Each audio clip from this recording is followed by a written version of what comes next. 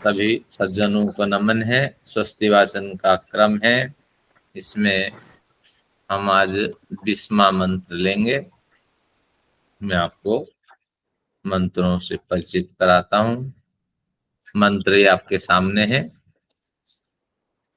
ओम यम देवासो बथ वाजसातो यम शूरशाता मरुतो हिते धने प्रातर्यावाणं रथमिन्द्रसानसि मरिष्यन्तमा अरुहेमा स्वस्ताये। ओम यम देवासो बथ वाजसातो यम शूरशाता मरुतो हिते धने प्रातर्यावाणं रथमिन्द्रसानसि मरिष्यन्तमा अरुहेमा स्वस्ताये। ओम शांति शांति शांति। परमपिता का हमने ओम शब्द से स्मरण किया। सत्य चित्त आनंद स्वरूप आओम पृथ्वी अंतरिक्ष द्यू में परिव्याप्त उस परमपिता को स्मरण करके हम अगला विचार रखते हैं। ऋषियों के जो विचार हैं। यम देवासो बथ बाज सातो।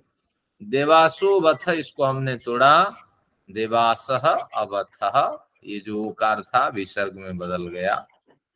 सूरसाता में दो शब्द है, पद पाठकार जो होते हैं उन्होंने इसको क्लियर कर दिया। इसको दो शब्द बना करके अर्थ करना। आगे मरुतो को मरुतः हो गया। हिते धने, ये सप्तम विभक्ति में प्रयोग है। प्रातर यावाणम, ये न का वैदिक प्रयोग था, इसको लोक प्रयोग में बदल दिया। प्रातः यावानम। रथम इंद्र, इस तरह दो शब्द हो गया। इंद्र में विसर्ग नहीं तो ये संबोधन पता लगता है। सानसी मरिष्यंतमा, इसको तीन टुकड़ों में तोड़ दिया। सानसिम अरिष्यंतम आ, इस तरह ये तीन टुकड़ों में तोड़ा। अगर पदपाठकार इसको नहीं तोड़ते तो हम और कुछ इसका अर्थ कर देते। तो हमारे ऋषियों ने, पूर्वाचार्यों ने बड़ा श्रम करके उन्होंने मार्ग दिया कि नहीं नहीं, इस तरह आपको तोड़ना है। तो हम और कुछ करते हैं। सानसी मरिष्यंत, यहाँ तक एक शब्द ले लेते तो, या सान के बाद फिर असी असीम अरिष्यंतम भी कर सकते थे, लेकिन इस तरह उन्होंने हमें तोड़ के दिया। तो वस रूहे माँ का रूहे म, ये वैदिक प्रयोग था। स्वस्थ है, इस तरह इसका पदपाठकार ने संधि रहित स्वरूप हमें दिया और हमने इसको अपनाया। अब पहले जब भाष्य बनाया जाता है व अर्थ किया जाता है, संबोधन पद को एक जगह रख देते हैं।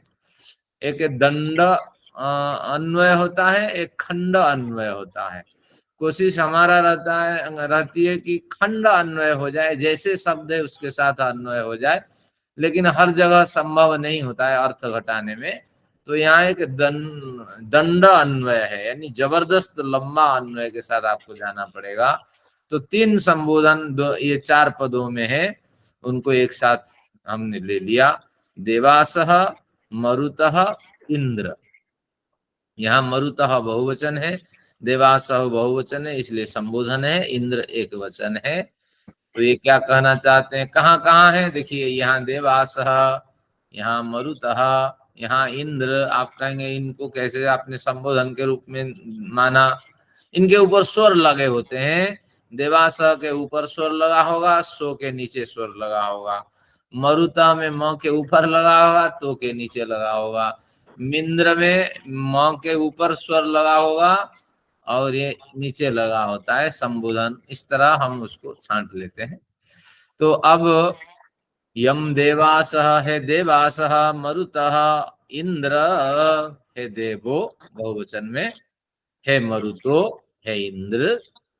अब जब इनको हम संबोधन कर रहे हैं तो निश्चित रूप से आप सभी के आशीर्वाद से हम इन इन कार्यों को कर सकें, यही हमारा अभिप्राय है और कुछ नहीं है। परमपिता आप साक्षी हैं, आपके जो देव स्वरूप है, आपके जो मरुत स्वरूप है, आपके जो इंद्र स्वरूप हैं, उनसे मैं प्रार्थना करता हूँ या हम प्रार्थना करते हैं, आप सभी के आशीर्वाद से मैं क्या कर सकूं। रथम आरुहेम स्वस्तये, मैं एक रथ पर, मैं नहीं, मैं तो नहीं, हम आरुहेम, ये बहुवचन में है, हम एक रथ पर आरोहण कर सकें। आरुहेम, आ यानी भली भांति, पूरी तरह, तो भली भांति हम एक रथ पर आरोहण कर सकें, ये हमारी इच्छा है।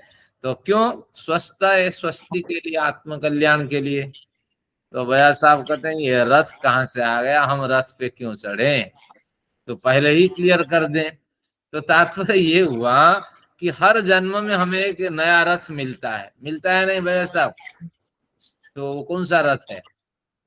शरीर, हाँ ये कहते रथ शरीर है, रथी आत्मा।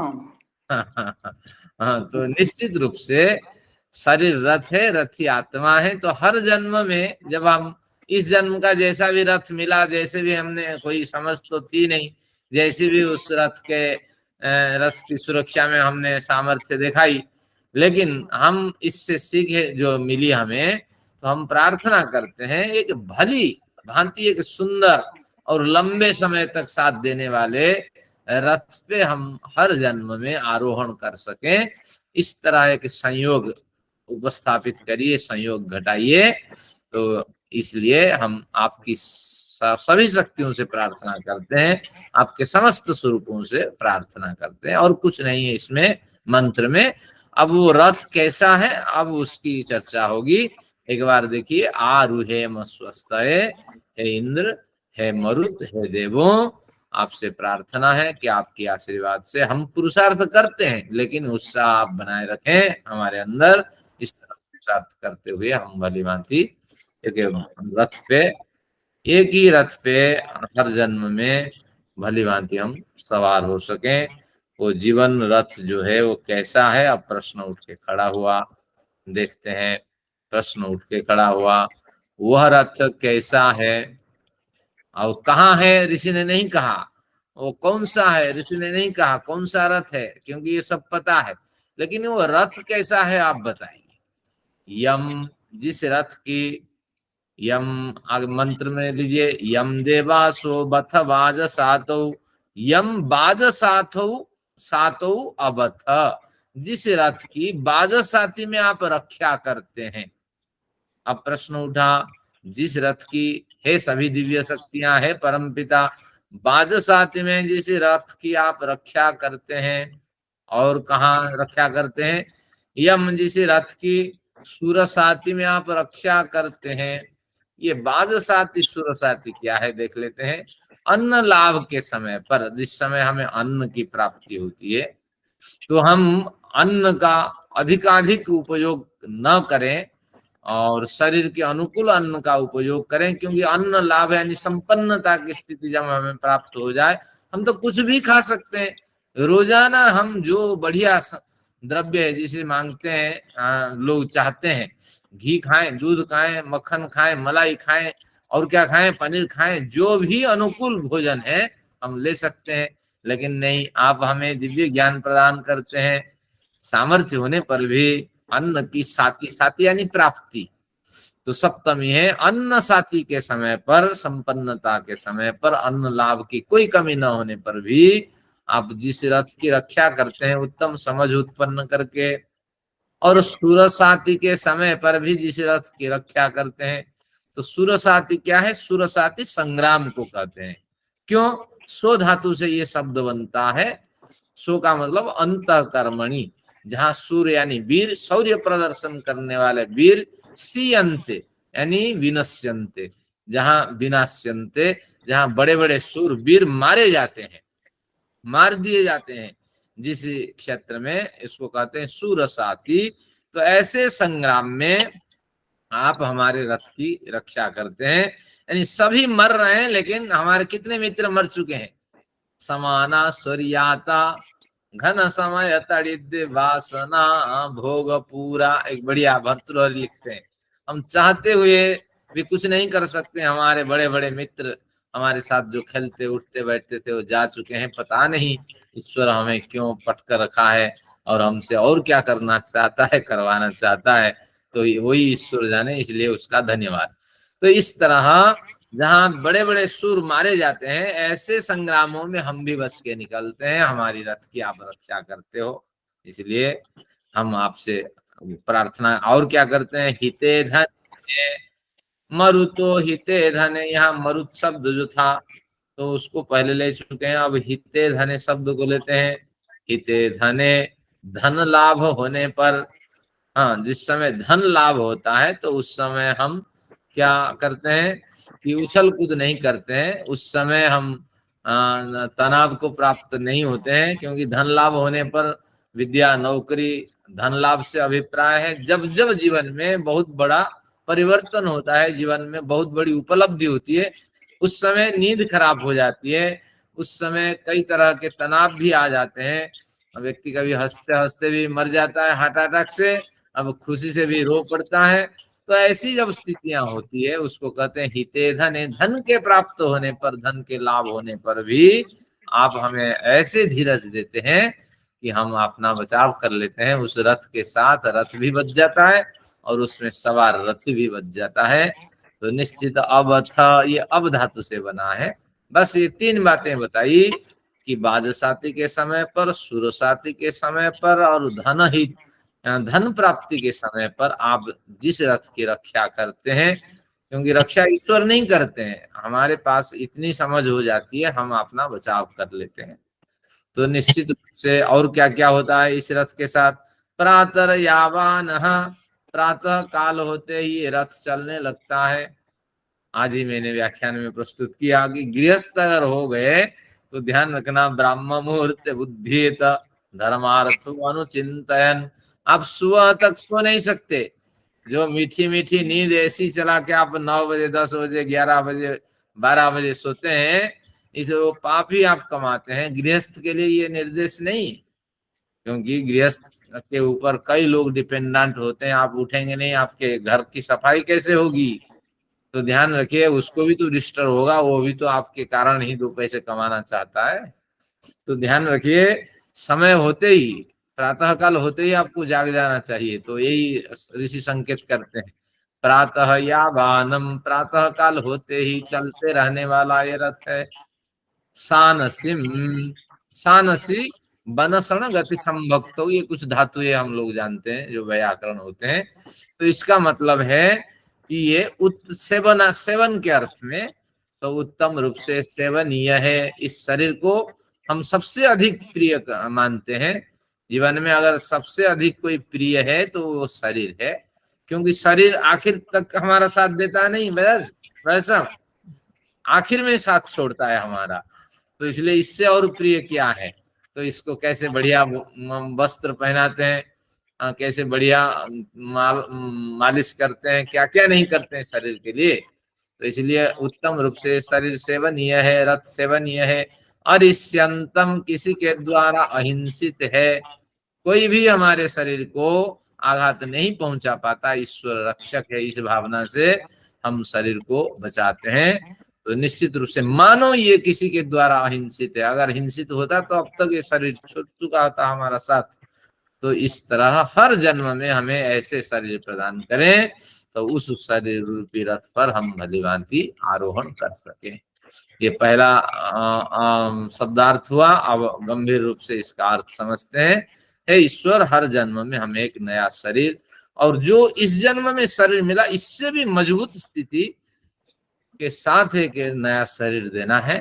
और जो शरीर बाजसाती में अन्न लाभ में हमारा साथ दे, सुरसाती जीवन संग्राम में हमारा साथ दे, और विविध उपलब्धियों पर, सामाजिक और जो भी उपलब्धि है जीवन में होती है, उन उपलब्धियों की स्थिति पर हमारा साथ दें, हमारा साथ कभी न छोड़े। सुबह से ये शरीर सक्रिय बने और ताकि मैं लंबी आयु जी सकूं और दूसरों को भी मेरे शरीर के कारण रोजगार, आयु, प्रसन्नता मिल सके। सानसी उत्तम रूप से इस शरीर की मैं रक्षा कर सकूं, सेवा कर सकूं और किसी के द्वारा ये अहिंसित न हो। मैं जब किसी से हिंसा ही नहीं करूंगा तो दूसरे मेरे प्रति हिंसा क्यों करें? तो लेकिन इसके अतिरिक्त हिंसा भी हो जाती है, लेकिन वो तो गौण बात है, आकस्मिक है। लेकिन इस तरह मेरा शरीर अहिंसित रहे और इच्छा मृत्यु को, जो प्राकृतिक मृत्यु को प्राप्त करूं और उस पे भली भांति में आरोहण कर सकूं। लेकिन यहाँ रथ का कथन हुआ है, ध्यान रखना, ये अश्विनव का रथ नहीं। यहाँ इन तीनों से प्रार्थना है, देवास, मरुत, इंद्र। तो अब इसका सारांश इतना ही है, हे विविध शक्ति स्वरूप ईश्वर, आपकी कृपा से हमें प्रत्येक जन्म में एक उत्तम मनुष्य शरीर रूपी रथ मिले, जो जीवन संग्राम के हर पहलू में हमारा भरपूर साथ दे। इस शरीर भी, यह उस शरीर की भी हम अपने प्रयासों से रक्षा कर सकें, ऐसी सामर्थ्य भी हमें दे। उस शरीर का असमय में नाश न हो और हम उस शरीर रूपी साधन से पर्याप्त पुरुषार्थ कर परम गति को प्राप्त हो जाएं। इस जन्म में तो नहीं दिख रहा है परम गति को प्राप्त हो पाए, लेकिन जब जब हमारा जन्म हो आगे आने वाले जन्म, तो मनुष्य शरीर ही प्रदान करना और हम उसकी सुरक्षा करेंगे और आप भी हमें समझ अंदर देते रहना और हम जीवन में फलवान हो करके परम धाम को, अपने मुख्य जो आवास स्थान जहां से हमारा प्रत्यागमन हुआ था, तो वहां फिर हम आगमन हुआ था, वहां प्रत्यागमन कर सके। तो ऐसे इस मंत्र का बड़ा गंभीर अर्थ है। तो आप इस तरह इसका पाठ करें, ईश्वर का स्मरण करते रहें और अगले अवसर पे मैं सीट भी भेज दूंगा। ये पूरा होने वाला है अभी 28 में या 31-32 में पूरा हो जाएगा। तो इस तरह सर जी ऐसे सुंदर सुंदर मंत्र आ रहे हैं कि दिल करता है इनका रोज ही पाठ किया जाए। हाँ बिल्कुल, इसका रोज पाठ किया जाए। लेकिन 3 साल की उम्र से मैं यज्ञ में करती हूँ और तब से हम लगातार इन मंत्रों का पाठ करते जा रहे हैं। मंत्र तो काफी कुछ पता है सब ये या, लेकिन मीनिंग सुन रहे हैं तो पता चलता है। डॉक्टर साहब मंत्र पढ़ते ही है ना, आहुति तो नहीं देते ना इन मंत्रों की? आप क्यों आहुति क्यों देते? यज्ञ में तो यज्ञ के मंत्र तो हैं। पढ़े, आहुति दें, कुछ भी करें, लेकिन अर्थ मनन हो तो ज्यादा आहुति बाद में शुरू होती है। अच्छा, आहुति बाद में शुरू होती है, ठीक है ठीक है। हाँ, नहीं ऐसा नहीं है कि आहुति इनमें नहीं दे सकते, ऐसा नहीं है। इनका पाठ करके भी हम आहुति दे सकते हैं, लेकिन अर्थ मनन होना चाहिए। आइए आज का प्रकरण स्पष्ट करते हैं। मैं आपका तहे दिल से धन्यवाद करती हूँ कि आप हमें बहुत सुंदर सुंदर मंत्रों की व्याख्या बता रहे हैं। ये सारा श्रेय तो महर्षि दयानंद को जाता है, उन्होंने संग्रह करके आहुति दी जाती है। उनके पश्चात तो आप लोगों पे जाता है कि जो आप हमें, वो तो लिख कर चले गए, अब आप हमें बता रहे हैं, हमें अब पता लग रहा है हमारे लिए तो आप भी देवता है। ऐसा नहीं। हाँ, कुछ संतोष माता जी कह रही थी। मैं कह रही थी कि स्वस्ति याग में तो इन मंत्रों की आहुति दी जाती है।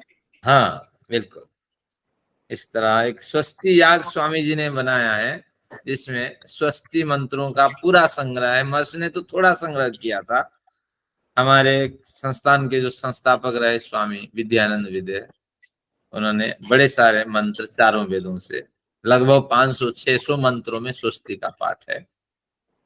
तो इस तरह उसका अर्थ भी अभी तक नहीं हो पाया, वो पड़ा हुआ है ऐसे। लेकिन माता जी से परिचय है, माता जी पुस्तक से परिचय है, विदुषी है ना, तो आपका धन्यवाद, आपने याद कराई। चलिए अब देखते हैं, सूत्र संख्या 4160 है और 4150 में चर्चा कर दी गई। हम क्यों माने भैया कि जरामर्य सत्र का अर्थ जो है, तो ये जरामर्य सत्र का अर्थ तो साफ दिखाई पड़ता है वृद्धावस्था में, और मृत्यु प्राप्त हो जाने पर हमें छोड़ देना चाहिए अग्निहोत्र आदि। और आप जो कहते हैं जरामर्य सत्र का मतलब है कि निश्चित रूप से संन्यास अवस्था प्राप्त हो जाने पर इसको छोड़ देना चाहिए। हम क्यों माने? फिर उन्होंने उसका समाधान दिया था कि ऐसा आप न कहें, ऐसा आपका मानना निरर्थक है, क्योंकि निश्चित रूप से इसका गौण अर्थ होता है जरामरीय सत्र को मानेंगे तो जरामरीय की स्थिति में मर जाए तो अलग बात है, लेकिन जरा शब्द का परेशानी पैदा करने वाला होगा, क्योंकि वृद्धावस्था में आप दूसरों से करा सकते हैं, क्योंकि इसमें खुशी मिलती है आपको, आपकी खुशी के लिए कौन क्या नहीं करेगा। जैसे व्यक्ति मर जाता है तो सूचना मिलती है हमें कि पिताजी की पिताजी की यही इच्छा थी, ऐसी मेरी क्रियाएं हो। तो इस तरह पिता माता जी की जो इच्छा होगी उस हिसाब से बच्चे भी करेंगे, हवन आदि करेंगे तो खुशियां भी मिलेगी, और जरा अवस्था में आपकी असमर्थता की अवस्था में भी हवन हो पाएगा। संपन्न है तो पंडित भी कराएगा। तो इसलिए आपको इस तरह जरामरीय सत्र का अर्थ वृद्धावस्था में लगाना नहीं चाहिए, समस्या होगी। तो इस तरह जायमान का अर्थ भी आपने जो किया सो सही नहीं है। गृहस्थ में प्रवेश करते ही आपको ये हवन आदि करना चाहिए, ये भी आपने जो कहा सही नहीं। आचार्य जी, अक्षय नाम से कोई है, उनका माइक खुला हुआ है, वो आप बंद कर दीजिए, थोड़ी डिस्टरबेंस आ रही है। अक्षय नाम से कोई है? देखता, हाँ वो माता जी को है। अक्षा जी हैं, आप अपना माइक बंद कर दीजिए। वो कर दिया है। माता जी बड़ी रुचि के साथ हमारे साथ जुड़ती हैं, माता जी का बहुत धन्यवाद। हाँ, अब देखिए, तो इस तरह जायमान जो शब्द है तो बिल्कुल कहता है कि उत्पन्न होते ही आपको 3 ऋण लगते हैं। तो आप क्यों ऐसे अर्थ करते हैं? पूर्व पक्षी का प्रश्न है, आप क्यों ऐसा अर्थ करते हैं? संन्यास में गृहस्थ में प्रवेश करते ही आपको 3 ऋण चढ़ते हैं। फिर उन्होंने इसका समाधान किया, ऐसा नहीं है, गौण अर्थ इसको मानना चाहिए, क्योंकि बच्चा जो पैदा हुआ है वो अपने कर्म फल के हिसाब से आया हुआ होता है ना। तो इसलिए कर्म फल के हिसाब से जब आया हुआ होता है, वो उसका कर्म इतना प्रभावी होता है, जब तक उसको समझ नहीं हुई है अच्छा क्या बुरा क्या है, विद्या अविद्या की समझ नहीं हुई है, तब तक उसका कर्म फल उसको भोग देगा। तो इसलिए आपका ये कथन गलत है। तो निश्चित रूप से जो गृहस्थ में प्रवेश करता है उस पे ये ऋण चढ़ते हैं। इस तरह पूर्व पक्षी और उत्तर पक्षी का समाधान हमने देखा था। अब उसका जो शेष भाष्य सार है ये हमारे आचार्य जी, वो निंदा प्रशंसोपत्ति, इसका नहीं समझ आया कि ये इसका क्या मतलब है? हाँ, अनुराधा जी ने बढ़िया स्पष्टीकरण दिया है।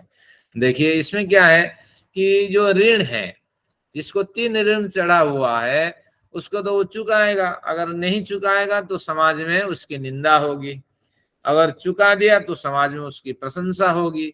तो इस अभिप्राय को अगर शास्त्रीय शैली में समझेंगे, जो 3 ऋण चढ़ा हुआ है, गृहस्थ है जिस पे 3 ऋण चढ़ा हुआ है, वो अगर 3 ऋण उतारने के लिए प्रयत्न नहीं करेगा, माँ बाप की सेवा नहीं करेगा, देव यज्ञ नहीं करेगा, आर्ष ग्रंथों का स्वाध्याय नहीं करेगा, तो समाज में उसकी निंदा होगी।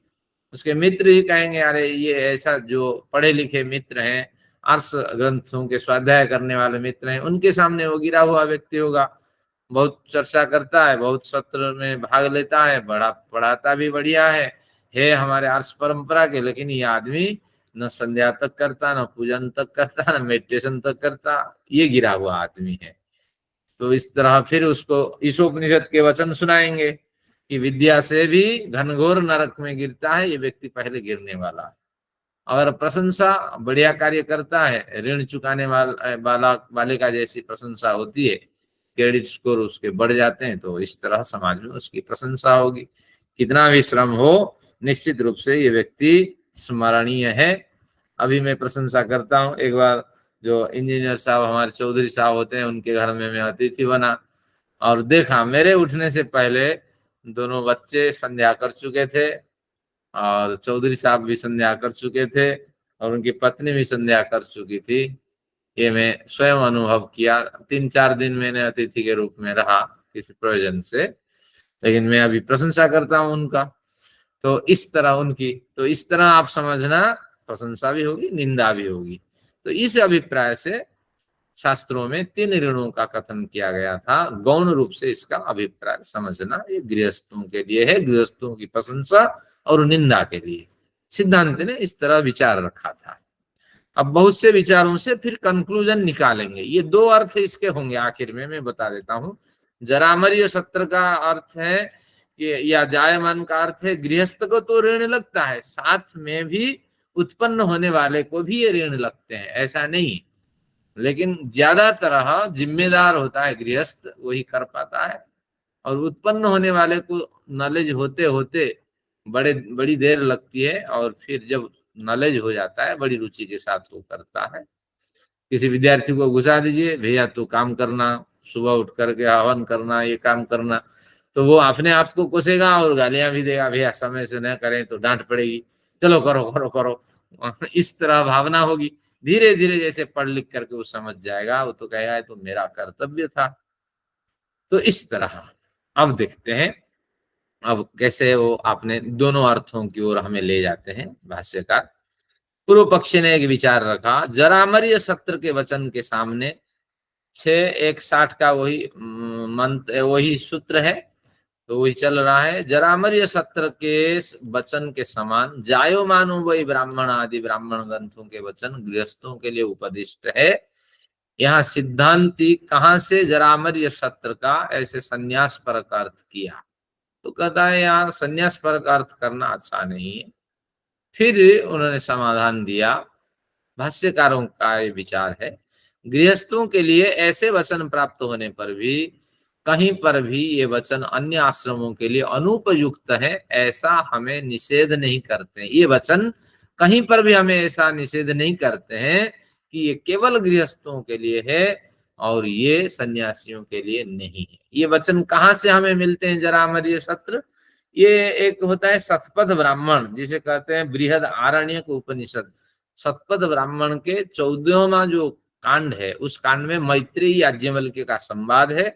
तो याज्ञवल्क्य मैत्री को गृहस्थ के विविध विषयों से समझाते हैं कि इस प्रयोजन से मुझे छोड़ना है, तो ये गृहस्थ के ये धर्म होते हैं, ये सन्यासों के ये धर्म होते हैं, आगे चल करके मुझे ये काम नहीं करने हैं, मुझे और दूसरे तरीके से जिन्हें जितना हवन करना था कर लिया। तो इस तरह ये प्रकरण है। तो ये कहते हैं जो पूर्व पक्षी कि गृहस्थों के लिए उपदेश है, तो आप सन्यास के विचार क्यों घुसाते हैं? अब तो याज्ञवल्क्य जो है वो तो सन्यास लिए नहीं है, या जो भी चर्चा कर रहा है इन सूत्रों के माध्यम से ऋषि चर्चा कर रहे हैं, निश्चित रूप से गृहस्थों का संदेश है, तो सन्यासों का क्यों लेते हैं? तो इसका समाधान ये है कि यद्यपि गृहस्थों को लक्ष्य करके ये बातें कही जा रही है, लेकिन इन बातों से निषेध भी नहीं है कि सन्यासी के लिए ये बातें लागू नहीं होती हैं।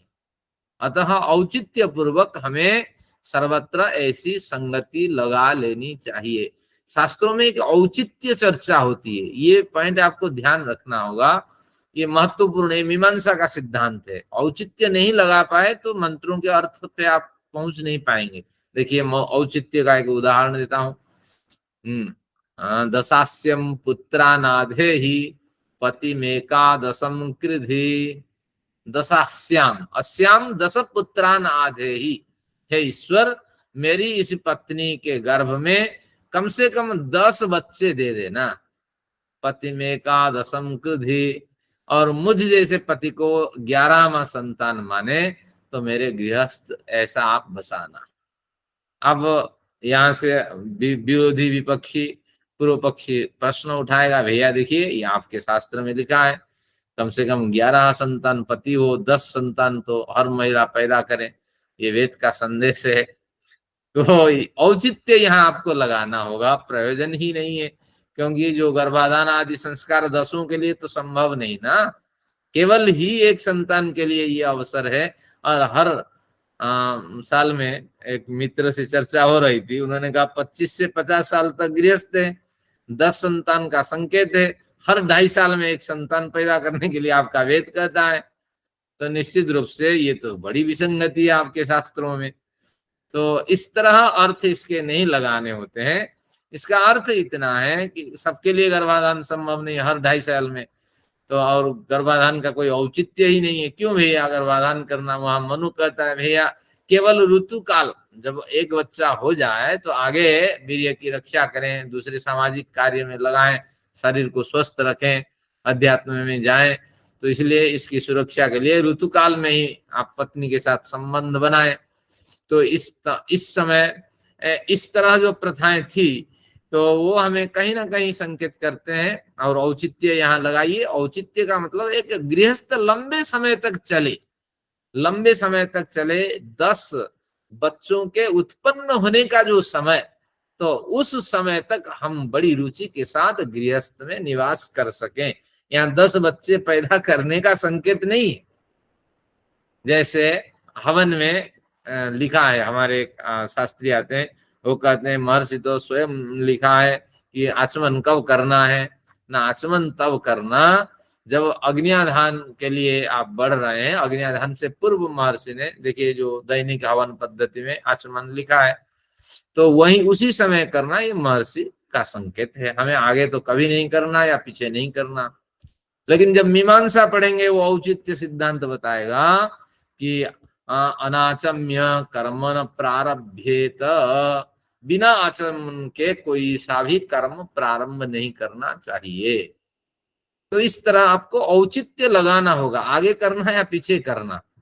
तो बिना औचित्य काम नहीं चलेगा। तो बस आप समझ लेना, जो विरोधी कहते हैं 10 बच्चे पैदा करने की बात कही गई है, बच्चा तो पैदा करें लेकिन 10 बच्चों की अवधि तक सुखपूर्वक परिवार में हम निवास कर सकें। आगे तो 50 साल के बाद हमें चले जाना है वानप्रस्थी में, या वानप्रस्थी जीवन जीना है। तो इस तरह कुछ औचित्य का ये विचार है। अतः औचित्य पूर्वक हमने यहाँ क्या देखा कि ये सभी वचन दूसरे आश्रमों के लिए भी उपयुक्त है, अनुपयुक्त नहीं है। वेद के वचन और सभी ब्राह्मण ग्रंथों के वचन चारों आश्रमों के लिए उपदेश करते हुए मोक्ष के लिए भी उपदेश करते हैं। इस तरह इनका संकेत है। यानी 4 आश्रमों के लिए, मोक्ष के लिए, 4 आश्रमों में जीवन जीने वाला मोक्ष को प्राप्त नहीं होता है। शूद्र से वैश्य, वैश्य से क्षत्रिय, क्षत्रिय से ब्राह्मण, ब्राह्मण से सन्यासी, सन्यासी से फिर वितरागी, अनासक्त, साधक, और उसके बाद जाके मुक्ति होती है। तो आसान नहीं है ये यात्रा। इसलिए यहाँ संकेत मिलता है कि 4 आश्रमों के बाद इसमें संकेत मिलता है मुक्ति कैसे मिलती है। देखिए ये मंत्र पढ़ते हैं, तैत्तिरीय आरण्यक के ये कुछ मंत्र हैं। कर्म भी मृत्युर्मृषयो निषेधु, कर्म करते हुए सामान्य मनुष्य मृत्यु को प्राप्त कर जाता है। हर व्यक्ति कर्म करता हुआ जब बुढ़ापा होता है, थक जाता है, मर जाता है। प्रजावंत, बड़े बच्चा पैदा करता है हर व्यक्ति, बड़े बच्चे। द्रविणम इच्छा मान, धन की कामना करता है। संतान, धन और कर्म करते हुए सामान्य मनुष्य मृत्यु को प्राप्त करता है। इस पंक्ति का इतना अर्थ। अथा परे ऋषयो मनीषिण, जो मनीषिण मन के अधिकार, मन पर अधिकार रखने वाले विद्वान लोग हैं, तो ऋषि लोग हैं, ये क्या करते हैं? अपरे, कुछ ऐसे ऋषि लोग हैं, परम कर्मेभ्यो अमृतत्व मानसुः, परम कर्म का अनुष्ठान करते हैं, यानी निष्काम कर्म का अनुष्ठान करते हैं। केवल अपने लिए जो कर्म करते हैं, अपने शरीर रक्षा के लिए, अपने जो बच्चे हैं केवल एक संतान भीख न मांगे उसके लिए व्यवस्था करके, बाकी वे क्या करते हैं? निष्काम कर्म में समस्त समय को व्यय करते हैं। तो इस तरह ये क्या करते हैं? अमृतत्व मानसुः, ऐसे साधक अमृतत्व को प्राप्त करते हैं। कर्म करते हुए मृत्यु को प्राप्त करते हैं, निष्काम कर्म करने पर अमृतत्व को, मुक्ति को प्राप्त करते हैं। लेकिन इन दोनों व्यक्तियों से भिन्न कुछ साधक ऐसे भी हैं, न कर्मणा न प्रजया धनेन, उनको कोई बढ़िया कर्म उन्होंने नहीं किया, न कोई संतान उत्पन्न उन्होंने किया, न धन संग्रह किया, लेकिन त्यागे नैके न अमृतत्व मानसु, केवल त्याग भावना के साथ उन्होंने जीवन जिया और अमृतत्व को प्राप्त किया। तो निश्चित रूप से पिछले जन्म में उनके कर्म हुए होंगे, कर्म के प्रति वैराग्य हो गया होगा, प्रजा होगी, संतान होगी, उनके प्रति भी वैराग्य हुआ, धन के प्रति वैराग्य हुआ, तो निश्चित रूप से वैराग्य होने के कारण उनको संपन्न जीवन मिला और संपन्न जीवन के साथ वो त्याग करते रहे। ऐसा नहीं कि इन स्थितियों से बिना गुजरे कोई त्याग को प्राप्त कर जाता है। आसमान से टपके भोजन उनके पास है नहीं, खाएगा क्या, त्याग क्या करेगा। तो निश्चित रूप से यहाँ संकेत है, जो संपन्न रईस आदि दिखाई पड़ते हैं ये सब पिछले जन्म का ही कर्म है। बिना कर्म प्रजन धन के बिना तो ये क्या करते हैं, त्याग करने के पात्रता प्राप्त करते हैं। तो ये लोग भी अमृतत्व को प्राप्त कर जाते हैं। परेण नाकम निहितम गुहायाम, गुहा यानी गुप्त स्थान में, रहस्य स्थान में निहित है ये नाक लोक। नाक यानी क यानी सुख, न अक यानी दुख, और न दुख नाक, जहां दुख नहीं होता है, निरंतर सुख होता है, आनंद होता है, प्रसन्नता होती है, तो नाक लोक है। ईश्वर जहां निवास करते हैं, ईश्वर की जहां अनुभूति होती है, तो वो श्रेष्ठ सुखमय आनंदमय लोक जो परम गुहा में निहित है, परम रहस्यमय स्थान में विद्यमान है, वो विभ्राजते, वो तो दिखाई पड़ता है, केवल आपको जाना है, वो कहीं तीसरे आसमान में नहीं, हमारे ही इसी अंतरिक्ष में विद्यमान है। बस हमें अपना पात्रता बना करके अपना स्तर ऊंचा करके वहां तक पहुंचना है, उस स्तर में अपनी संगति लगानी है, लगन लगानी है। तद यतयो भी संति, तो उस लोक में यति लोग प्रवेश कर जाते हैं। तो यहाँ सार इतना है कि आम आदमी प्रजा, धन और संतान की कामना और कर्म करता हुआ मर जाता है, लेकिन इन्हीं सभी कार्य करते हुए जब निष्काम कर्म किया जाता है तो मुक्ति को प्राप्त हो जाती है। निस्त्याग कर्म करने वाला भी मुक्ति को प्राप्त करता है। और सबके लिए बिल्कुल स्पष्ट है कि ईश्वर सब ओर विद्यमान है, और यति लोग उनको निरंतर उनका साक्षात्कार करते हैं, उनमें प्रवेश करते हैं, उनमें आश्रय को प्राप्त करते हैं। लेकिन सामान्य लोग नहीं समझता, ईश्वर और कहीं तीसरे आसमान में रहता है, मैं ईश्वर के पास जा रहा हूँ, ईश्वर से रिचार्ज होके वापस आ रहा हूँ, इस तरह मेडिटेशन कराने वाले भी संकेत करते हैं। तो इस तरह ये विचार उठाते हैं। इस तरह मुक्ति और मुक्ति के साधनों की यहाँ चर्चा हुई है, अर्थ की आवश्यकता नहीं है। अब देखते हैं, ये बढ़िया एक आरण्यक की चर्चा के बाद वेद का मंत्र उन्होंने उठाया। वेदाहम एतम पुरुषम महांतम, एतम महांतम पुरुषम वेद, मैं उस महान पुरुष को जान लिया हूं। बड़े प्रयत्न के साथ, अनेक जन्मों के श्रम के बाद मैंने उस महान पुरुष को जान लिया हूं। आदित्य वर्णम, वो सूर्य के समान चमचमाने वाला है, क्यों नहीं जानूं भैया, हर जगह चमचमा रहा है। लेकिन तमसः पर अस्ताद, अविद्या के परले पार वो मिलते हैं। तो जब तक तो अविद्या को नष्ट करने का प्रयत्न नहीं करूंगा तो वहां तक हम पहुंच ही नहीं पाएंगे। तो तमेव विदित्वाति मृत्युमेति, प्रश्न उठता है, ईश्वर अगर चमचमाते हैं, अविद्या उनको रोकती कैसे? क्योंकि मनुष्य अल्पज्ञ है तो अविद्या की ओर ज्यादा भागता है। क्योंकि जैसे सैटरडे के फ्राइडे होता है तो बहुत से लोग क्या होते हैं, सिनेमा हॉल भागते हैं ना बजाज साहब। बजाज साहब के समय से ही चल रहा है फ्राइडे। तो निश्चित रूप से इस आकर्षण व्यक्ति के, मानव के जिस ओर है तो उस ओर भागता है। तो अल्पज्ञ मनुष्य इन चाक चौकन जो चाकचक्य है उसका ओर भागना, उसकी ओर भागना, ये मनुष्यों का दिखाई पड़ता है। तो इसलिए इस रहस्य की ओर कोई ध्यान देता ही नहीं है। लेकिन बिल्कुल ईश्वर स्पष्ट है। एक है तद विष्णु परमं पदम सदा पश्यन्ति सूरयः दिवीव चक्षुराततम, क्या बढ़िया मंत्र है।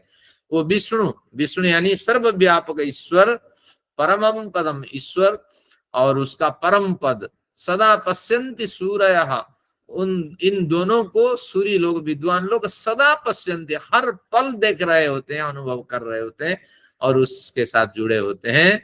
और ऐसा नहीं कि वो छिपा हुआ है। दिवीव चक्षुराततम, द्युलोक गैलेक्सी जैसे चमकती है, तो गैलेक्सी के समान खुले हुए नेत्र के समान वो दिखाई पड़ता है। लेकिन हमें प्रयत्न करना चाहिए, अगर शास्त्र ऐसा कहता है तो उसको हम कैसे देखें, कैसे जाने। तो उसके लिए अविद्यानाश और मेडिटेशन का बार बार अभ्यास, ये दो ही साधन हो सकते हैं, और कुछ निष्काम कर्म आदि। आगे कहते हैं कि मैंने उस महान पुरुष को जान लिया, आदित्य वर्ण के समान चमचमाने वाला, अविद्या के परले पार ही उसका साक्षात्कार होता है। तमेव विदित्वा अति मृत्युमेति, तमेव विदित्वा मृत्युम अतिमेति, उसको जान लेने के बाद मृत्यु को लांघ जाता है साधक। तो इसलिए उसको जानने से, उसके साक्षात्कार करने से मृत्यु को हम मात देते हैं, मृत्यु से परले पार हम चले जाते हैं। मृत्यु हमें बांध नहीं पाती है, क्योंकि अगला जन्म मृत्यु दे नहीं पाती है। तो नान्यः पंथा विद्यते अयनाय, और कोई दूसरा मार्ग नहीं कि हम मौत को मात दे दें। न अन्यः पंथा, कोई मार्ग अभी तक मुझे सुझा ही नहीं, दिखाई नहीं रहा है। अयनाय, अयन यानी अपने, अयन अपना मूल स्थान, ईश्वर से हमारा अलग हुआ है। निश्चित रूप से मुक्ति लोक में हम सब निवास किए होंगे, एक समय रहा होगा, फिर धीरे धीरे धीरे धीरे वहां के सुख खत्म होते ही वहां से हमें ढकेल दिया गया। अब इतनी लंबी यात्रा हमारी रही कि अब भी हम उठने की कोशिश कर ही नहीं पा रहे हैं, क्योंकि अंदर उतने सामर्थ्य है ही नहीं हम वहां पहुंच पाए। तो इस तरह थोड़ा थोड़ा इस तरह श्रम करते हैं, कोई 10 की स्पीड में, कोई 20 की स्पीड में। एक माता जी तो ये कह रही थी कि पैदा होते ही ईश्वर 100 रुपए का चेक काट के दे देता है, और निश्चित रूप से वो फिर हिसाब लेता है हर जन्म में, तूने बच्चा कितना खर्चा कर लिया। तो बजाज साहब कहते हैं मैंने तो 10 ही रुपए अभी तक खर्चा किया है, क्योंकि सब तो देता रहा हूँ। तो इस तरह आप देखना समाज के लिए आपने कितना व्यय किया, और फिर वो प्लस माइनस हो करके ईश्वर फिर हिसाब लेगा हमारे साथ। जब वो 100 पूरा होगा तभी ना फिर जाएंगे ईश्वर के पास। तो इस तरह कुछ रोचकता इसमें है। तो ईश्वर साक्षात्कार, ईश्वर से मिलने वाली प्रेरणा, उसके हिसाब से जीवन जीना, ये कुछ संकेत इस मंत्र में मुक्ति के संबंध में हमें मिलते हैं। आचार्य जी, इस मंत्र में आत्मा के लिए बोला है या परमात्मा के लिए? हाँ, यहाँ परमात्मा के लिए, क्योंकि सारी संगति जीवात्मा में नहीं घट रही होती है। तो ये आपको तो देखना आगे मृत्यु, आगे उसमें मनुष्य आने वाली मृत्यु को पार कर सकता है, ऐसा इस मंत्र में कहा है। हाँ, तो वो फिर आत्मा के लिए होना चाहिए जी ऐसा? नहीं, देखिए ना, पूरा मंत्र का अर्थ में लगाता हूँ। अहम वेदाहमेतम महानतम पुरुषम अहम वेद, मैंने उस महान पुरुष को जान लिया। बस पहले पंक्ति, जो सूर्य के समान चमचमाने वाला है, जो अविद्या के परले पार अपना साक्षात्कार कराता है, साक्षात्कार देता है, जिसका साक्षात्कार विद्वान लोग अविद्या के परले पार पहुंचने पर करते हैं।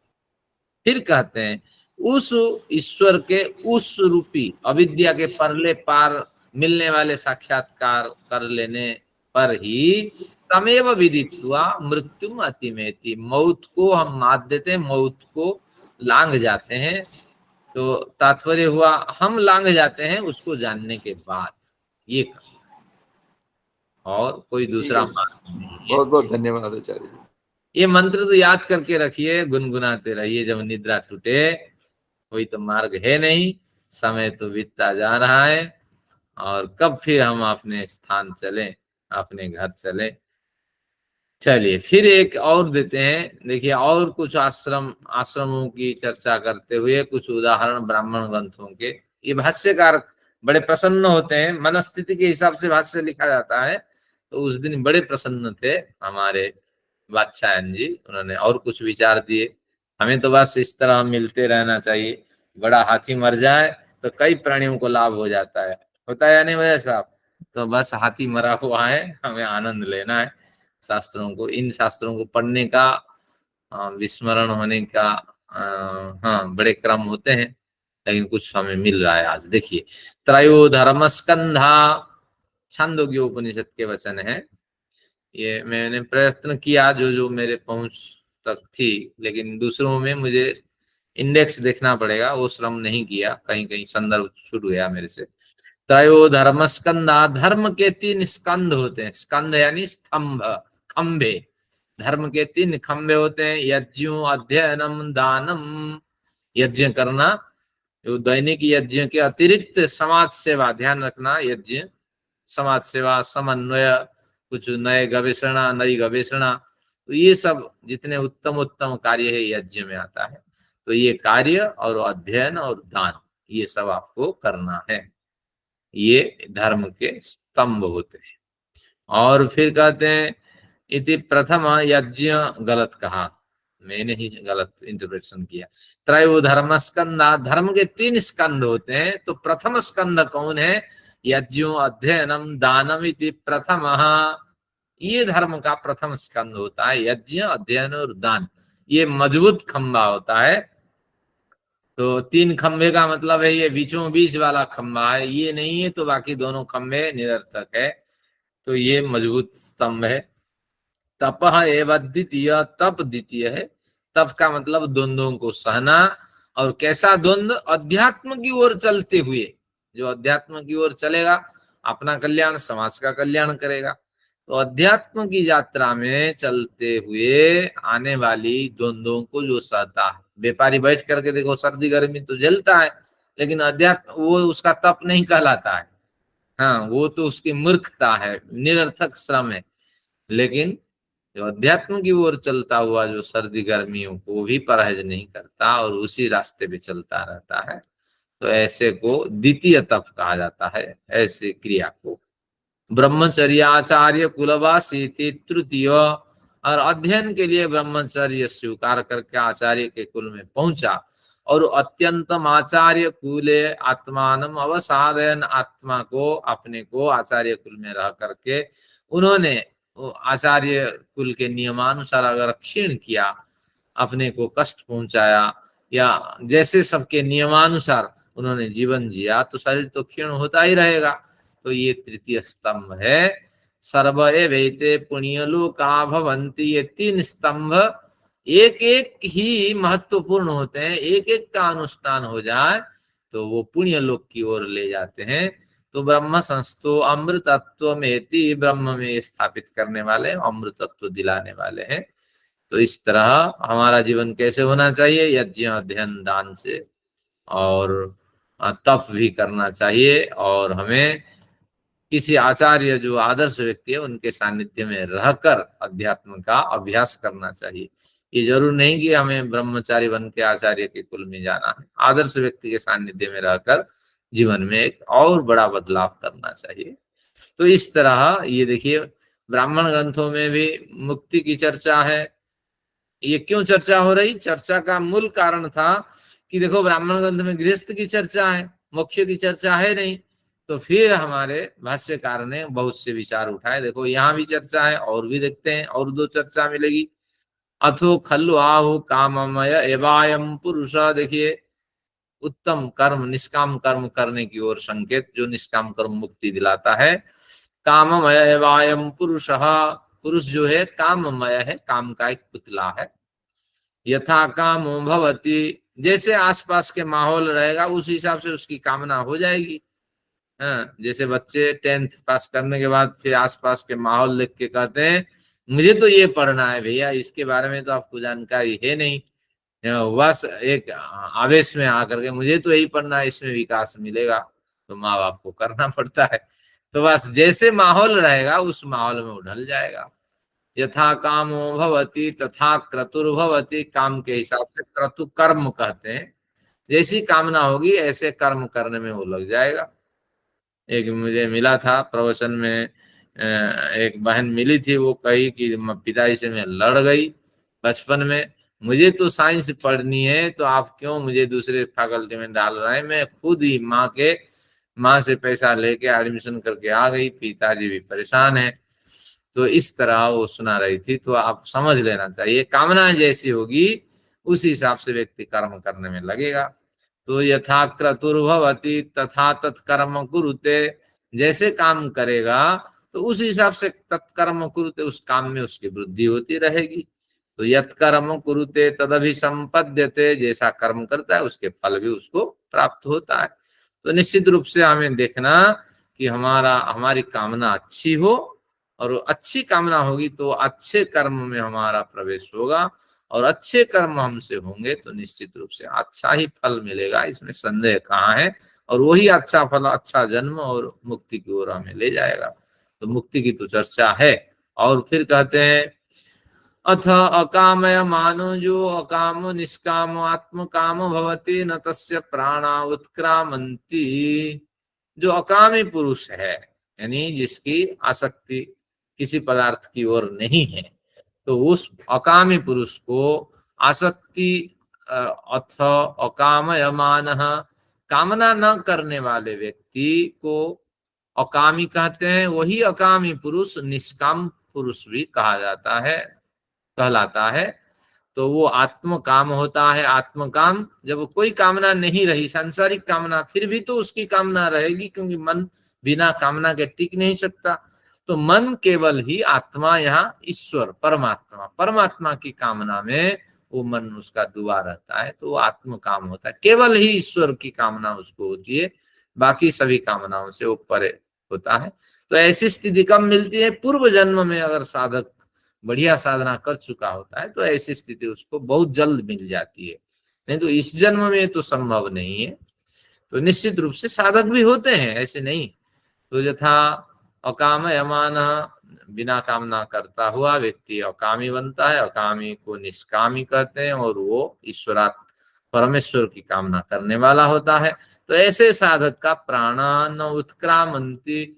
अब इस बार जो उसका प्राण, उसके प्राण निकलते हैं, और वो प्राण निश्चित रूप से न उत्क्रामंती, अगले शरीर के लिए वो प्राण नहीं निकलते हैं, बल्कि वो प्राण लेकर के जीवात्मा को एक फोर्स बना करके मुक्ति लोक में पहुंचाने वाले होते हैं।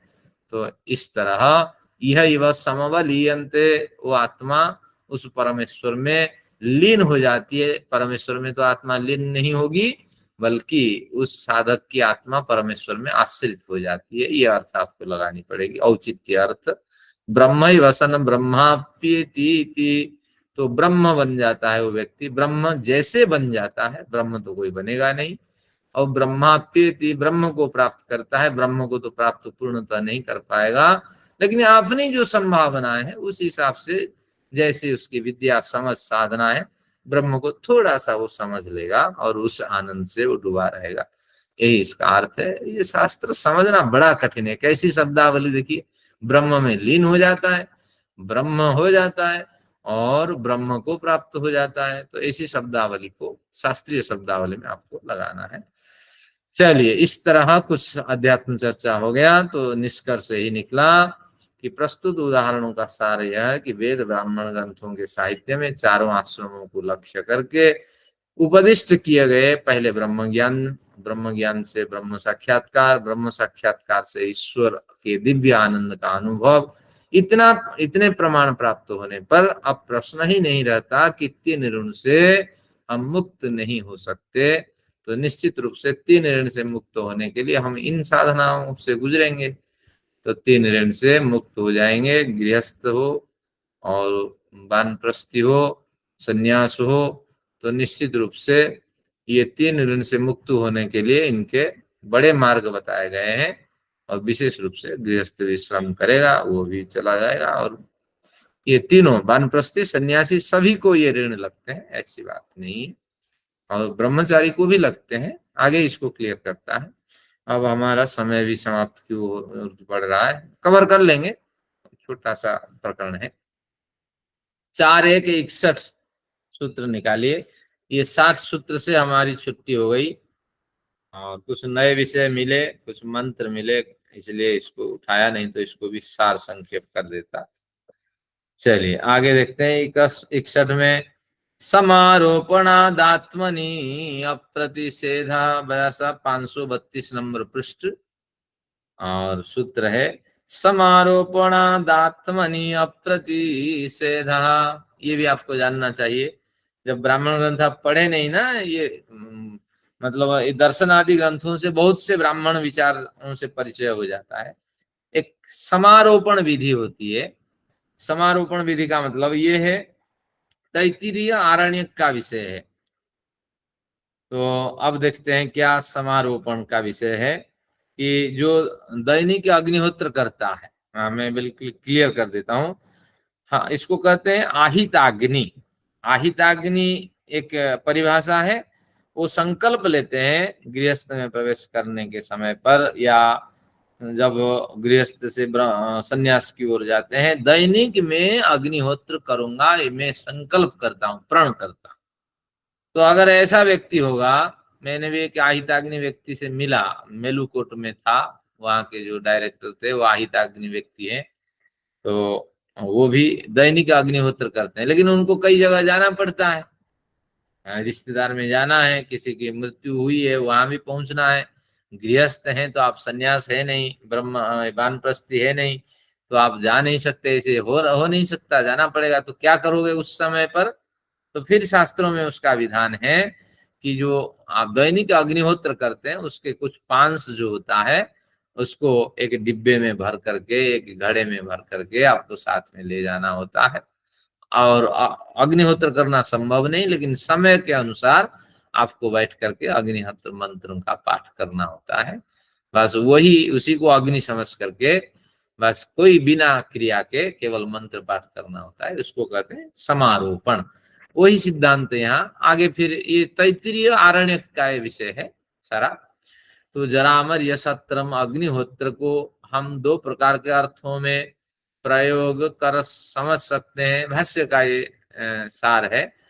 तो अब क्या है, जो सांसारिक सात्विक सुख भोग के इच्छुक व्यक्ति हैं वे इसी अग्निहोत्र के अनुष्ठान को वृद्धावस्था की असमर्थता को प्राप्त होने तक, मृत्यु के प्राप्त होने तक अवश्य करें। ये एक अर्थ है, सामान्य अर्थ जो निकलता है ये भी है।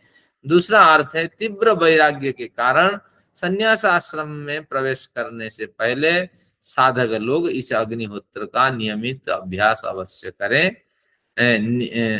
हाँ, नियमित करने से पहले तक नियमित अभ्यास अवश्य करें, परंतु संन्यास आश्रम में प्रवेश करने के पश्चात इस कर्म का त्याग कर देना चाहिए। ये दो अर्थ निष्कर्ष रूप से निकला, जो पूर्व चर्चा के माध्यम से निकले। अब पूर्व पक्षी ने ये 6:161 सूत्र के बल पर अब इस पे टिप्पणी रखता है कि शास्त्रों के नियम सभी के लिए समान होते हैं, परंतु सन्यासी के लिए यहाँ अलग नियम क्यों?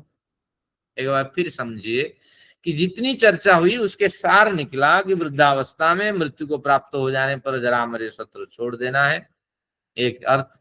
दूसरा है, संन्यास आश्रम में प्रवेश करने से पूर्व तक निश्चित रूप से आपको हवन में बड़ा अभ्यास करते रहना चाहिए, लेकिन संन्यास आश्रम में प्रवेश करने से पहले इसको छोड़ देना चाहिए।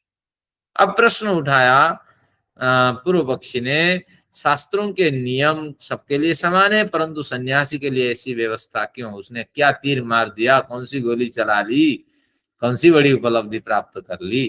था तो आदमी यहाँ घुमा हुआ था, नाम बदल दिया, कपड़ा बदल दिया, तो क्या कर दिया? तो अब सिद्धांती यहाँ चर्चा करता है, यहाँ कोई अलग विधान सन्यासी के लिए नहीं है।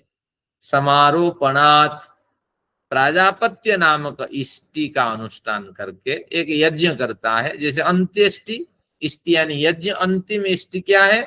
बस शरीर को जला देना, ईश्वर स्मरण करते हुए जो उनके हितैषी होते हैं उनके द्वारा शरीर को जला देना, यही अंतिम इष्टि है। तो बस नहीं, इसको अंत्येष्टि कहते हैं। इष्टि को मैं स्पष्ट करना चाहता हूं, तो जैसे अंत्येष्टि होता है ऐसे प्राजापत्य इष्टि भी होती है। तो एक यज्ञ होता है संन्यास आश्रम लेने से पहले, तो ये उसको प्राजापत्य इष्टि कहते हैं। तो प्राजापत्य इष्टि का अनुष्ठान कर सन्यासी अग्निहोत्र की त्रिविध अग्नियों को अपनी अंतरात्मा में प्रवेश कराता है। पहले तो समझना होगा क्या त्रिविध अग्नियां हैं, और आज के प्रसंग में ये अर्थ भी निरर्थक है। देखते हैं ये क्या है कि 3 तरह की अग्नियां होती हैं। जो दैनिक अग्निहोत्र के लिए संकल्प लेते हैं 3 हवन कुंडों लगाते हैं प्राचीन पद्धति के हिसाब से। एक पूर्व दिशा में जो हवन कुंड होता है उसका नाम आहवनीय। हवन कुंड लगाते तो नहीं है, वो गढ़े हुए होते हैं जमीन में, उनको बनाया गया होता है। ये आहवनीय अग्निकुंड होता है। और ये अग्निकुंड जो होता है ये बिल्कुल चौकोर होता है। एक गार्हपत्य अग्निहोत्र कुंड होता है, इसमें इस हवन में, आहवनीय हवन में जो प्रसाद चढ़ेगा वो बनाया जाता है। पत्नी उठ करके इसको बनाती है गृहस्थ की पत्नी, गृहस्थ के साथ उठती है। तो इसलिए ये जो खाना बनाने के लिए थोड़ा चौकोर होना चाहिए, तो ये चौकोर वाला अग्निकुंड होता है। और एक अग्निकुंड होता है दक्षिण दिशा में, इसको कहते हैं दक्षिणाग्नि या दाक्षिणाग्नि। तो ये जो होता है सेमी सर्कल वाला, ये होता है हवन कुंड। तो इस तरह 3 हवन कुंड होते हैं। तो यही कहते हैं 3 अग्नियां यहाँ जलाई जाती है बारी बारी से। आहवनीय में हवन होता है, गार्हपत्य में भी हवन होता है, फिर दक्षिणाग्नि हवन होता है। तो दोनों इस तरह हवन कार्य पूरा करके फिर दैनिक हवन पूरा करते हैं पति पत्नी। ये प्राचीन विधि थी। महर्षि ने देखी कि ये विधियां बड़ी विकृत होती जा रही है, किसके पास इतना समय है, तो इनके गार्हपत्य के कुछ मंत्र, दक्षिणाग्नि के कुछ मंत्र, इन सबको उठा करके आहवनीय के कुछ मंत्र मिला करके एक ही अग्निहोत्र विधि का निष्पादन कर दिया। 16 मंत्रों में उसको समेट दिया। तो महर्षि की कुछ अपनी देन है, तो इनके लिए बहुत धन्यवाद। नहीं तो हम इसी उधेड़ बुन में फंसे रहते। और ऐसे यज्ञ करने वाले व्यक्तियों को भी मैंने देखा। मैं तो याज्ञिक परिवार में रहा है, बड़े लोग आज भी करते हैं इस तरह। उनके बड़ी यज्ञशाला बनी होती है, ये हवन कुंड भी होते हैं, बारी बारी से हवन की विधि मैंने देखी।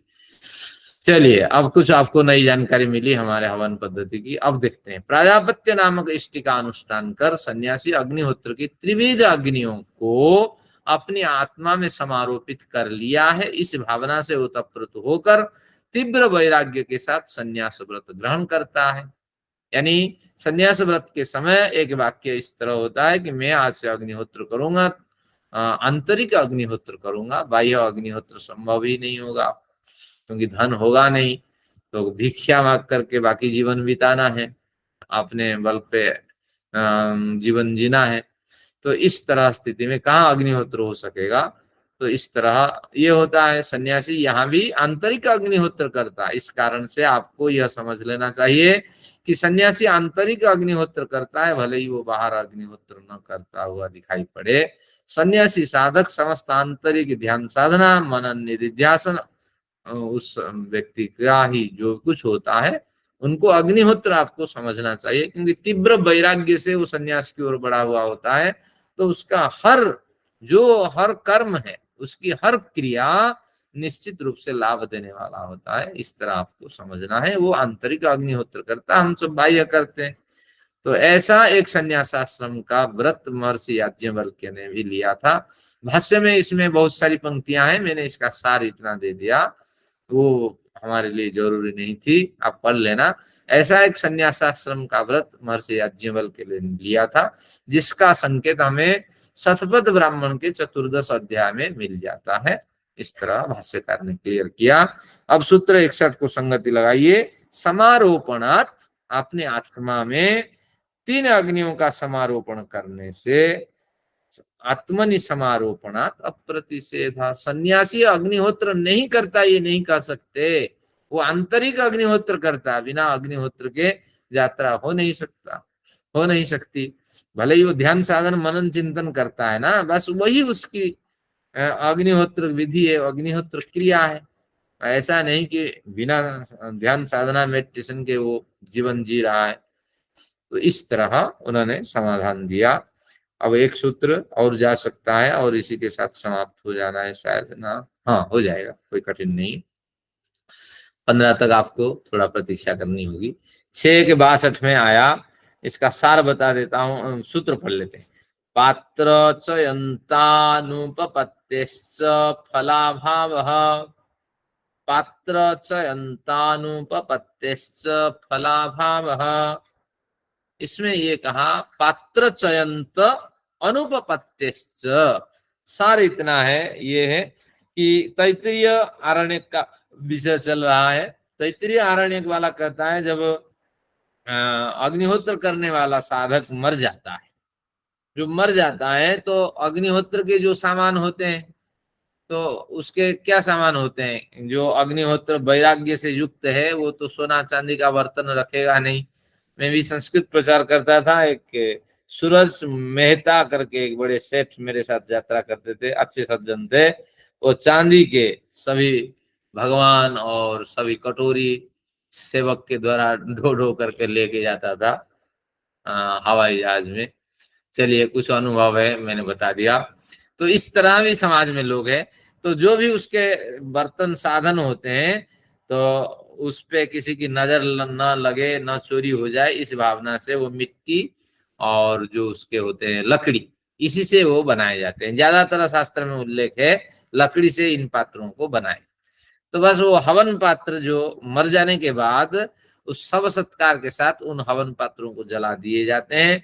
और फिर तर्क देता है तैत्तिरीय आरण्यक, इसलिए जलाए जाते हैं कि ये उसके प्रमाण है मुक्ति लोग जाने के और अगले अच्छे अवसर प्राप्त करने के प्रमाण है।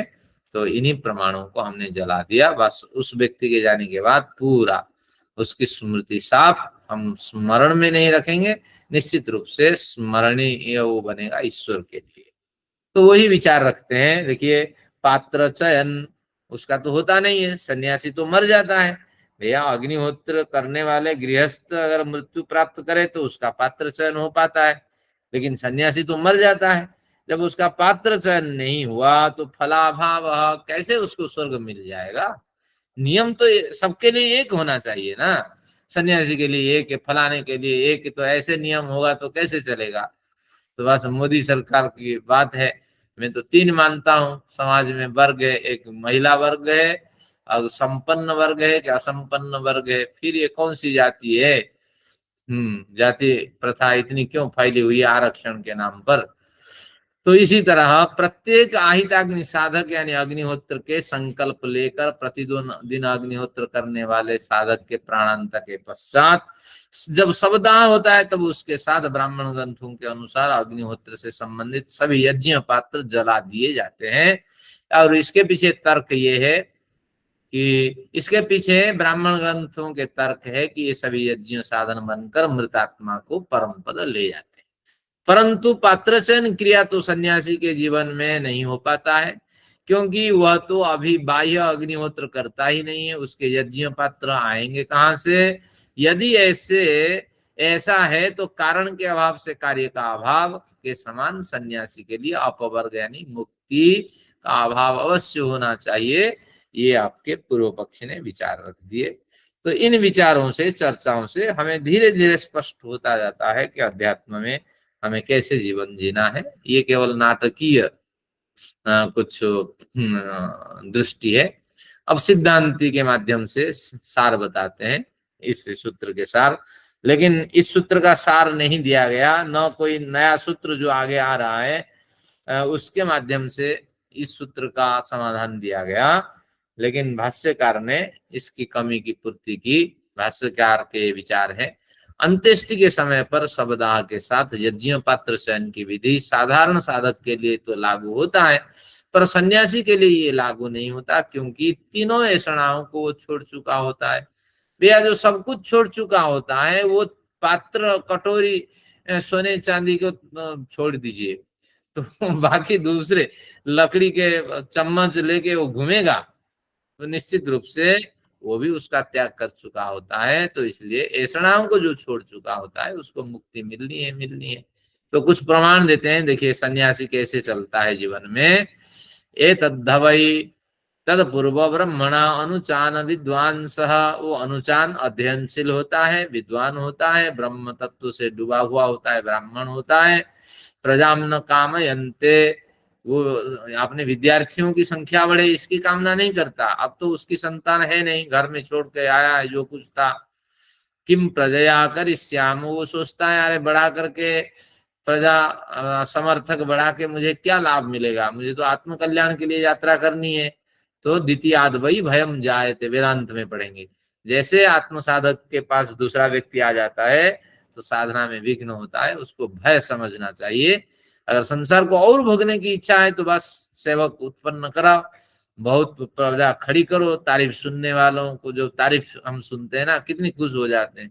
जब वेद कुमारी माता जी हमारी तारीफ करती है बड़ी खुशी होती है, हम पी जाते हैं। तो संसार को अगर जीना है तो ध्यान रखना, इनको भी छोड़ना पड़ेगा। तो ऐसे चीजों को छोड़ चुका होता है। किम प्रजा करिष्याम, भैया कब कहाँ मरना कहाँ जीना पता नहीं, तो मैं शिष्यों को इकट्ठा करके क्या करूं, येषाम नोयम आत्मा अयम लोकः, तो जिनके लिए मैंने बहुत काम किया था, ये निश्चित रूप से ये जो पापात्मा मेरी है, जो अविद्या से ग्रसित आत्मा है, इसी लोग को ये सब देने वाले ये माने जाते हैं।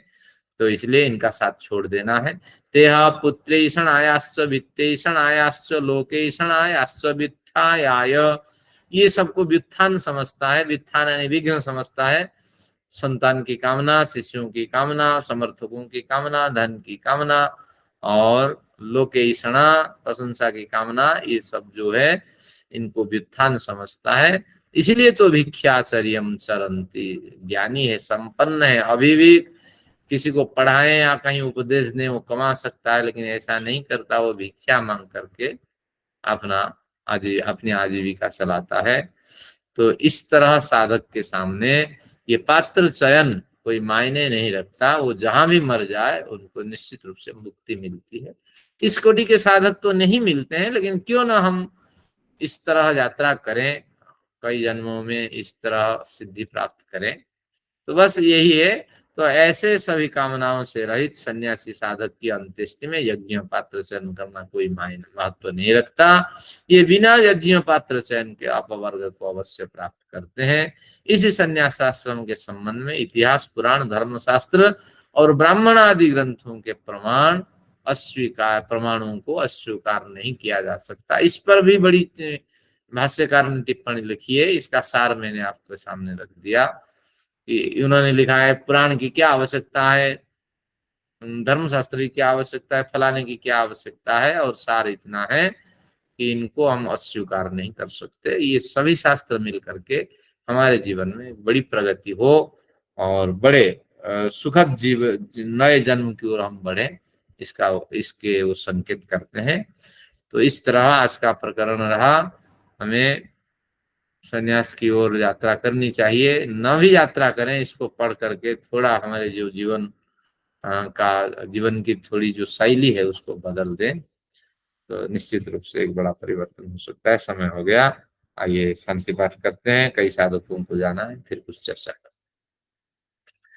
ओम द्यौः शान्तिरन्तरिक्षं शान्ति पृथिवी शान्तिरापः